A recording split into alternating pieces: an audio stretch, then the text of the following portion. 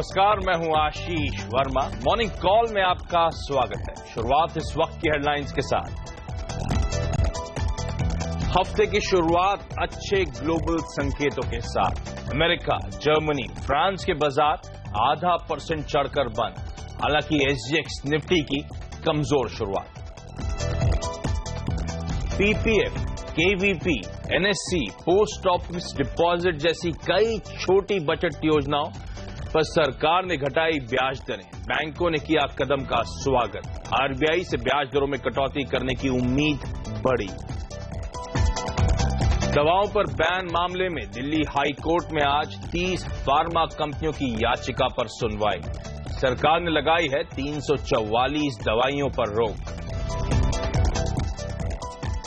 सरकार के आश्वासन के बाद ज्वेलर्स ने तोड़ी 18 दिनों से चल रही हड़ताल। मांगों पर विचार के लिए सरकार बनाएगी कमेटी। 60 दिनों में दाखिल करनी होगी रिपोर्ट। और आज खुलेगा इन्फीबीम इनकॉर्पोरेशन का आईपीओ। प्राइस बैंड 360 से 432 रुपए। 23 मार्च को बंद होगा इश्यू। लेकिन चलिए, हमेशा की तरह देख लीजिए किस तरह से आज के कारोबारी सत्र में शुरुआत के इंडिकेशंस आ रहे हैं। हमारा जो निफ्टी सिंगापुर में लिस्टेड है वो दर्शा रहा है कि शायद शुक्रवार के क्लोजिंग लेवल्स के आसपास ही इंडियन मार्केट्स की आज शुरुआत होगी। 6-6.5 पॉइंट के आसपास की कमजोरी के इंडिकेशंस। ऐसे में सीएनबीसी आवाज के मार्केट एडिटर अनिल सिंह भी मारते हैं भारतीय बाजारों में अगर दबाव के साथ शुरुआत होती है, कमजोर शुरुआत होती है, तो शायद बाजार में निफ्टी में, बैंक निफ्टी में खरीदारी करने के मौके होंगे। अनिल की रणनीति क्या है, कितनी कमजोरी आएगी तो खरीदारी करें, किन लेवल्स पे नजर रखें, ये सब अनिल से हम डिटेल में बातचीत करेंगे। लेकिन आप जो देख रहे हैं एसजीएक्स निफ्टी सपाट, ध्यान रखें कई सारे एशियन मार्केट्स आज बंद हैं हॉलिडे के चलते। लेकिन ग्लोबली मूड इतना बिगड़ा नहीं है। फ्राइडे को हमने देखा अमेरिकन मार्केट्स में खरीदारी होती हुई नजर आई। 1% के आसपास पूरे हफ्ते के गेन्स, और इनफैक्ट मेरे ख्याल से लगातार 5वां स्ट्रेट हफ्ता था अमेरिका में मजबूती का आपकी स्क्रीन्स पर। यूरोप में भी जो यूरोजोन के मार्केट है, खासतौर पर जर्मनी और फ्रांस, वहां पे खरीदारी देखने को मिली। मेरे साथ मेरे सहयोगी डिम्पी कालरा जुड़ चुके हैं। Dimpy, hi, good morning. क्यूज तो पॉजिटिव मान के चलूं? कह सकते हैं काफी हद तक पॉजिटिव है। एसजीएक्स निफ्टी जो भी आपको थोड़ा लाल निशान दिखा रहा है, हो सकता है चाइना के बाजार खुलने के बाद ये भी पॉजिटिव हो जाए, क्योंकि चाइना ने इन्फ्यूज किया है कुछ हद तक और युआन सिस्टम के अंदर, बैंकिंग सिस्टम के अंदर। और अभी अभी खबर आई है कि 100 बिलियन से ज्यादा का फिर से युआन बैंकिंग सिस्टम में उन्होंने इन्फ्यूज किए हैं। तो लेकिन अगर आप ग्लोबली प्रेजेंस देखेंगे तो अमेरिका के अंदर काफी अच्छा एक बेस बनता हुआ दिख रहा है। वो ये थे कि कच्चे तेल पूरी तरह से एक दायरे में था, उसमें खास बड़ा मोमेंटम है नहीं, और अगर मोमेंटम प्रॉफिट बुकिंग है भी वो बहुत रेंज की है, और कोई भी पॉजिटिव न्यूज से कच्चा तेल चल रहा है। तो इसलिए ऑयल मार्केटिंग और गैस से जुड़ा हुआ जो सेक्टर है वो काफी हद तक सेफ है, और वो मार्केट के अंदर वेटेज रख रहा है, इसलिए बाजार आपको लगातार तेज दिख रहे हैं। कंज्यूमर सेंटीमेंट के जो आंकड़े आए हैं वो 90 के आए हैं, हालांकि थोड़ा घटा है, 91 से 90 आया, लेकिन फिर भी मार्केट इसको डाइजेस्ट किया और नेगेटिव नोट पे नहीं लिया। इसके अलावा अगर आप डॉलर इंडेक्स को देखेंगे, ये मेटल को सर्ज दे रहा है, क्योंकि अदर करेंसीज के मुकाबले डॉलर इंडेक्स थोड़ा कमजोर हुआ है। और जैसे हम कह रहे हैं कि कच्चे तेल पूरी तरह से एक दायरे के अंदर ट्रेड कर रहा है, तो ये अपने आप में एक सपोर्टिव रेंज आती हुई दिख रही है। जैसे हमने कहा, चाइना के अंदर अभी जुआन जो इन्फ्यूज हुए हैं, ये भी आपको एसजीएक्स निफ्टी अभी थोड़ी देर में हो सकता है आपको एक मदद करता हुआ यहाँ पे दिखे। इसके अलावा कुल मिलाकर अगर आप ग्लोबल प्रेजेंस में हेल्थ केयर और फार्मा सेक्टर को देखेंगे, वहां पर भी काफी हद तक मजबूती है, कुछ हद तक शॉर्ट कवरिंग भी आती हुई दिखी है। और यूरोप में बैंकिंग सिस्टम काफी हद तक सर्ज हुआ है। पिछले 4-5 दिनों से हमने देखा कि बैंकिंग काउंटर्स के अंदर काफी अच्छी तेजी देखने को मिली है। ओके, तो मोटा मोटी ग्लोबल संकेत पॉजिटिव है। ध्यान रखिए एशिया में जापान के बाजार आज बंद है। चाइना के मार्केट से खुलने की अवेटेड है। जैसे डिम्पी भी कह रहे थे, तगड़ा लिक्विडिटी इंजेक्शन हफ्ते की शुरुआत में फिर से वहां के सेंट्रल बैंक के जरिए होता हुआ नजर आया। जैसे ही वो शंघाई के मार्केट्स खुलेंगे वो अपडेट आपको देंगे। लेकिन ध्यान रखें, भारतीय बाजारों में आपको याद होगा शुक्रवार को एक और अच्छा सेशन देखने को मिला। मजबूती के साथ दिन भर कामकाज हुआ, और दोपहर 2 बजे के बाद तो हमने देखा अचानक भारतीय बाजारों में बहुत स्ट्रांग बाइंग मोमेंटम, और दिन के हाईस पे जाके इंडियन मार्केट्स क्लोज हुए। सेंसेक्स निफ्टी में 1 से 1.25% के आसपास की मजबूती थी। इनफैक्ट निफ्टी ने 90 अंक जोड़े हैं, और अब 7600 के ऊपर फ्राइडे की क्लोजिंग हमें देखने को मिली। थर्सडे को आपको याद होगा बिल्कुल इसके विपरीत, दोपहर 2 बजे के आसपास मुनाफा वसूली का दबाव आया था, लेकिन फ्राइडे को वही 2 बजे का टाइम था, थ्रेशोल्ड था, तगड़ी खरीदारी, तगड़ा बाइंग मोमेंटम। और पूरे हफ्ते के लिए 1% के आसपास के गेन्स हमने क्लॉक करे। ध्यान रखिए, बजट के बाद तगड़ा मोमेंटम था, और पिछले 2 हफ्तों से हम कंसोलिडेट कर रहे हैं, लेकिन अपवर्ड बायस यानी कि बुल्स का पलड़ा पिछले 2 हफ्तों से नजर आ रहा है, भारी है। सीएनबीसी आवाज के मार्केट एडिटर अनिल सिंह भी हमारे साथ जुड़ रहे हैं। अनिल जी, 2 हफ्ते से तो मजबूती है, इनफैक्ट बजट के बाद से लगातार मजबूती का ही पलड़ा भारी नजर आता है, बुल्स की ग्रिप में है बाजार। ये एक छोटा ट्रंकेटेड वीक है क्योंकि ध्यान रखें गुरुवार को होली के चलते और शुक्रवार को गुड फ्राइडे के चलते मार्केट हॉलिडेज हैं, तो सिर्फ 3 कारोबारी सत्र हैं, मंडे, ट्यूसडे, वेडनेसडे हमारे पास। अनिल जी, कैसा पैन आउट हो सकता है मार्केट इन 3 ट्रेडिंग सेशंस में, और आज के लिए रणनीति क्यों बनाऊं? एफआईएस की बाइंग अभी भी बेहद स्ट्रांग नजर आती है। बिल्कुल, और आशीष मैं यही कह रहा था कि देखिए छोटा हफ्ता है, लेकिन छोटा हफ्ता ही है, ये एफआईएस को भी पता है, लेकिन उसके बावजूद वो लगातार खरीदारी कर रहे हैं। और शुक्रवार के आंकड़े तो बेहद दमदार हैं। 1725 करोड़ मेरे ख्याल से इस महीने का सबसे बड़ा आंकड़ा है कैश मार्केट में खरीदारी का। साथ ही इंडेक्स फ्यूचर्स भी एफआईएस ने खरीदे हैं। तो अगर इस तरह के आंकड़े हैं तो फिर बाजार कमजोर होने की संभावनाएं कम हो जाती है। अच्छी बात यह भी है कि एफआईएस लगातार जितनी खरीदारी कर रहे हैं उसके बावजूद आप देख रहे हैं बाजारों को बहुत तेज उछाल नहीं आ रहे हैं। हफ्ते दर हफ्ते हम मुश्किल से 100 पॉइंट ऊपर निफ्टी पर बंद हुए हैं, तो रफ्तार भी अच्छी है। और ऐसी रफ्तार में सबसे बड़ा कंफर्ट ये होता है कि बड़ा करेक्शन आने की संभावनाएं कम हो जाती है, और अगर आता है तो वो ऐसी अननोन न्यूज की वजह से आता है। तो ओवरऑल उस लिहाज से लगता है कि बाजार बिल्कुल ऊपर जाने के लिए अभी भी तैयार है। 7650, 7700 ये पहला लक्ष्य आज के लिए रखा जा सकता है। बैंक निफ्टी और बैंकिंग शेयर में ज्यादा तेजी के चांसेस दिख रहे हैं। जिस तरह से स्मॉल सेविंग्स पर सरकार ने फिर से दरें घटाई है, वो एक अच्छा संकेत दे रही है, तो ये जोश भरेगा बैंकिंग सेक्टर में। तो मुझे लगता है अब भी खरीदारी के मौके हैं। अगर आज कमजोर शुरुआत मिले तो बहुत ही अच्छी बात है। मजबूत शुरुआत और दिक्कत सिर्फ है कि आशीष, और वो ये कि थोड़ा सा स्टॉप लॉस दूर हो गया है। जिस तरह से शुक्रवार को हमने काफी तेजी से बढ़त दिखाई, 7500 जब तक न टूटे तब तक घबराने की जरूरत नहीं है। ओके, तो खरीदारी करने के मौके, कमजोरी आए, गिरावट आए तो शायद ज्यादा बेहतरीन रिस्क रिवॉर्ड होगा। तो किसी भी लो लेवल्स पे खरीदारी करके चले। निफ्टी में 7500 के स्टॉप के साथ 7650 और उसके बाद 7700 तक के टारगेट्स अनिल सो जा रहे हैं। इनफैक्ट अनिल मानते हैं बैंक्स में भी मोमेंटम कंटिन्यू होगा, बैंक्स सपोर्टिव होंगे। बैंक निफ्टी आप खरीद के चलें 15400 के स्टॉप, और उसके बाद 15750 से 15900 तक के लेवल्स को अप्रोच किया जा सकता है। बाजार पे एक और एक्सपर्ट की राय आगे लेकर आऊंगा, लेकिन उससे पहले आज का इवेंट्स कैलेंडर, यानी कि हम और आपको नजर कहां रखनी चाहिए। प्राइमरी मार्केट्स हरकत में है और आज इन्फीबीम का आईपीओ खुलेगा। 360 से 432 रुपए का इसका प्राइस बैंड है। भारत वायर रोब्स भी आईपीओ खुला हुआ, ध्यान रखें, वो आज उसका डे 2 होगा। इसके अलावा लोन रिकवरी मामले पर वित्त मंत्रालय की बैंक अधिकारियों से मुलाकात है आज। तो बैंक एनपीएज और तमाम banking as a space focus में रहने वाला है। दवाइयों पर बैन के खिलाफ फार्मा कंपनियों की शिकायत पर दिल्ली हाई कोर्ट में आज सुनवाई होनी है और कई सारी कंपनीज पे तगड़ा इंपैक्ट है इस बैन का। जस्ट डायल की बोर्ड बैठक आज होनी है, तो वो स्टॉक आपके रडार पर रहना चाहिए। Indian bullions and jewellers association की प्रेस कॉन्फ्रेंस है, तो जेम्स एंड ज्वेलरी कंपनीज हरकत में आएंगी शायद। 2016-17 के लिए नए पावर टैरिफ की घोषणा करेगा बिहार इलेक्ट्रिसिटी रेगुलेटरी कमीशन।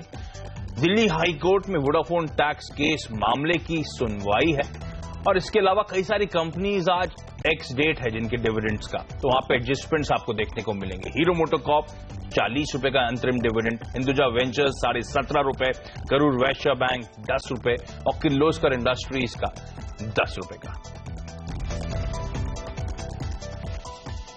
लेकिन चलिए निफ्टी में आज का स्ट्रैटेजी, मैंने कहा था एक और एक्सपर्ट की राय आगे लेकर आऊंगा। हमारे साथ अब हेम सिक्योरिटीज के मनोज सचदेव जुड़ रहे हैं। Manoj ji hi, good morning. बेहद स्ट्रांग मोमेंटम फ्राइडे को दिन के हाईज पे 7600 के ऊपर क्लोज हुआ है, क्या इंडिकेट करता है कि ये मोमेंटम और स्ट्रांग और स्ट्रेंथन होगा? खरीदारी करके चलूं सर, हिम्मत कर डालूं? जी हाँ आशीष जी, अगर निफ्टी का चार्ट देखेंगे तो नीचे में 7430 और ऊपर में 7590 का एक रेजिस्टेंस था।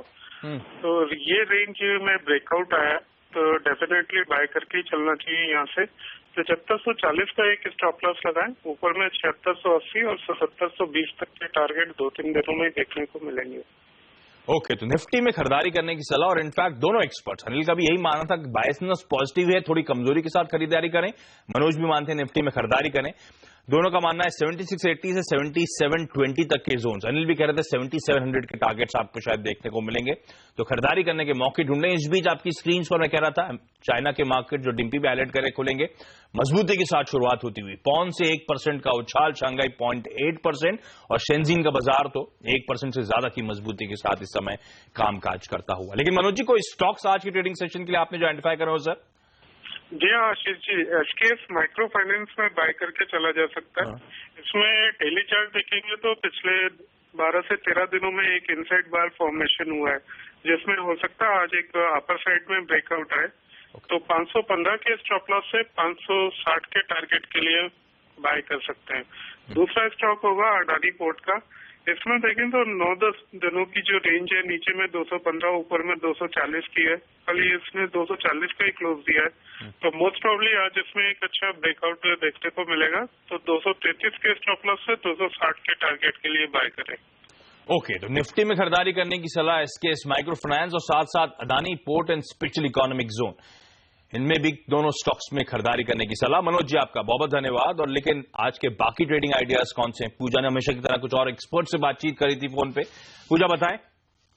Good morning. आज भी सारे जानकारों की खरीदारी की राय निकल कर आ रही है। सुमित बगाड़िया ने बैंकिंग काउंटर एसबीआई में खरीदारी की राय दी और इनका मानना है कि अगले 4 से 5 दिनों में 10% तक का रिटर्न ये स्टॉक आपको कमा के दे सकता है।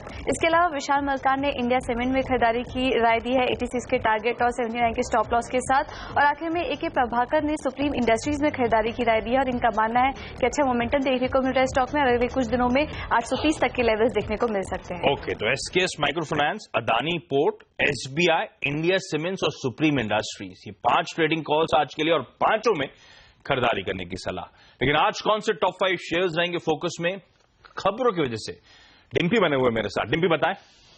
आज एक अरविंदो फार्मा पे आप ध्यान रख सकते हैं क्योंकि नेप्रोसेकिन सोडियम नाम की एक दवा है जिसको यूएसएफडीए से मंजूरी मिली है और ये ऑस्टियोपोरोसिस के तौर पर एक दवा है जिसका बाजार करीब $9 करोड़ के आसपास का है। तो ये एक बेहतर खबर है अरविंदो फार्मा के लिए। इसके अलावा magma Fincorp, M&M finance, Repco home जैसी एनबीएफसीज पर आपको ध्यान रखना होगा क्योंकि यहाँ पे एफडीआई खुला है। सरकार ने एक्चुअली अनाउंसमेंट किया था बजट के अंदर और उसमें से 25 सेक्टर के अंदर एफडीआई की अनाउंसमेंट हुई है, उसमें एनबीएफसीज पे भी आप नजर रख सकते हैं। इसके अलावा टोरेंट फार्मा पे आपको ध्यान रखना है क्योंकि 23 तारीख को इसकी 23 मार्च को इनफैक्ट एक बैठक है इसकी बोर्ड की और बोर्ड की बैठक में क्यूआईपी को लेकर चर्चा हो सकती है कि क्यूआईपी किस तरह से आएगा और कितना फंड रेज होगा। तो इंपॉर्टेंट है, उससे पहले अनाउंसमेंट आई है। और गेल और आईओसी पे भी आपको ध्यान रखना चाहिए क्योंकि पीएनआरजीबी ने गेल और आईओसी के वेंचर को लखनऊ में गैस डिस्ट्रीब्यूशन के लिए मंजूरी दे दी है। इसमें अदानी गैस भी था लेकिन अब इस रेस से बाहर हो गया है।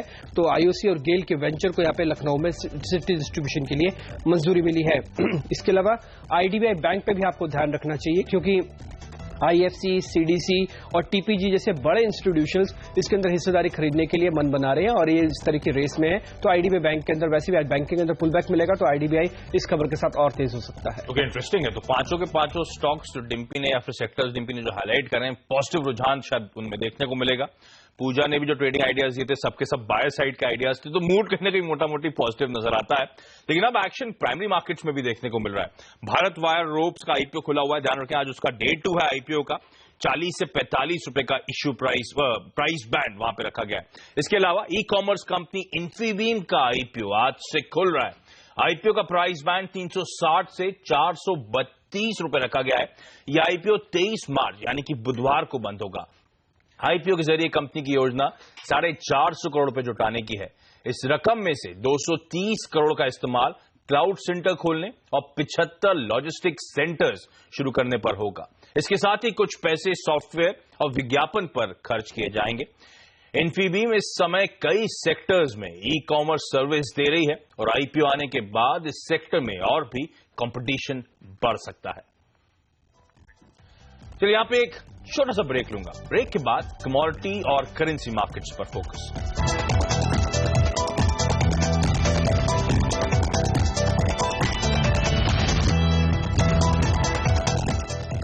चलिए और बात कमोडिटी और करेंसी मार्केट्स की। रिग काउंट में बढ़त की वजह से क्रूड में गिरावट देखने को मिली है। नामिक्स पर भाव $40 और ब्रेंट पर $42 के नीचे है। वही डॉलर में तेजी की वजह से सोने में गिरावट आई है। कॉमेक्स पर भाव $1255 के करीब है। उधर रुपया 25 पैसे मजबूत होकर शुक्रवार को 66.5 रुपए के लेवल्स पर बंद हुआ है। कमोडिटी और करेंसी मार्केट्स में आज का स्ट्रैटेजी हो, इसे बताने के लिए हमारे साथ हैं ट्रेड स्विफ्ट ब्रोकिंग के Sandeep Jain. Sandeep ji hi, good morning. आज के top trading bets commodities market के बताएं sir. Good morning Ashish ji. और जिस तरीके से गोल्ड और सिल्वर को देखते हैं तो सिल्वर वहां पे मजबूती दिखा रहा है और रेशियो भी सिल्वर के फेवर में आ रहा है।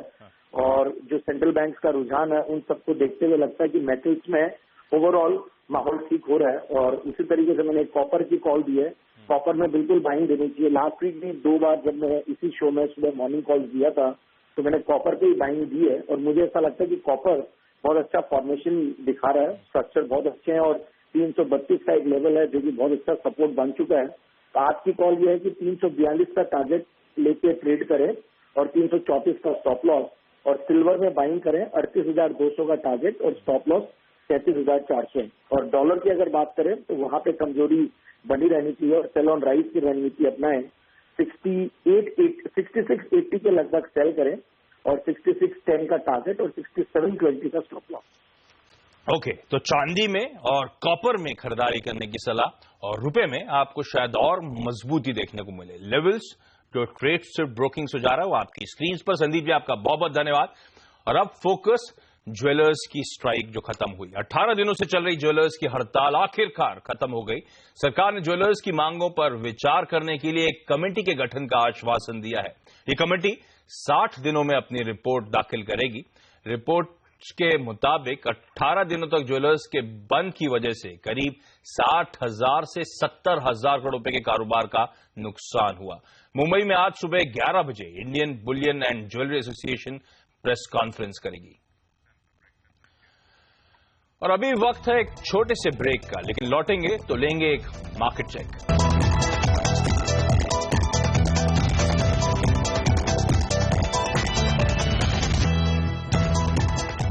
ब्रेक के बाद आपका स्वागत है। और अगर आपको बैंकों से जुड़ा कोई काम है या फिर कैश की जरूरत है तो सोमवार और मंगलवार को सारे काम निपटा लें। 23 से 27 मार्च तक बैंकों में कोई काम नहीं होगा। दरअसल 23 मार्च को होलिका दहन है, 24 मार्च को होली है और 25 मार्च को गुड फ्राइडे की वजह से बैंक बंद रहेंगे। 26 मार्च को चौथा शनिवार और 27 मार्च को तो रविवार है। इतने दिनों तक बैंक बंद रहने से एटीएम में भी पैसे खत्म हो सकते हैं, इसलिए जरूरी है कि आप बैंक से जुड़ा काम निपटा डालें। और बचत करने वालों को सरकार की तरफ से झटका लगा है। सरकार ने शुक्रवार को छोटी बचत योजनाओं पर ब्याज दरें घटा दी हैं। नए नियम के हिसाब से पीपीएफ पर ब्याज दर 8.7% से घटाकर 8.1% कर दी है। एनएससी स्कीम की दर 8.5% से घटाकर 8.1% हो गई है। सुकन्या समृद्धि पर भी ब्याज दरों को 9.2% से घटाकर 8.6% कर दिया गया है। किसान विकास पथ पर ब्याज दरें 8.7% से कम होकर अब 7.8% हो गई हैं। सरकार ने सीनियर सिटीजन्स को भी नहीं छोड़ा है, उनको मिलने वाली ब्याज 9.3% से घटाकर 8.6% कर दी है। इसके अलावा पोस्ट ऑफिस एफडी पर भी ब्याज दरों में कटौती की गई है। तो कहां जा सकता है कि बचत करने वालों को एक तगड़ा झटका लगा है।